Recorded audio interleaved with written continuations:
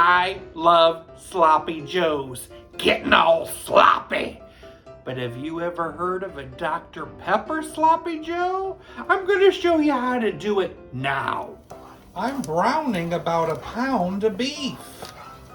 Chop and add an onion, a little minced garlic, a sprinkle of salt, and then I'm going to let this cook for 5 minutes. 3/4 cup Dr. Pepper. That's just what the doctor ordered. A 6-ounce can of tomato paste. Teaspoon of Worcestershire.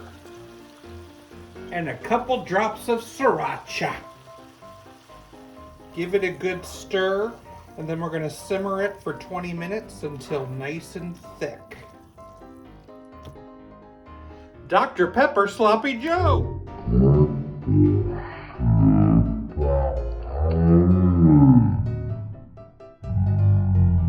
Oh my.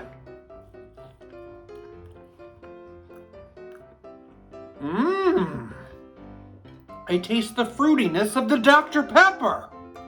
Why did the chicken go to the gym? It was working on its pec.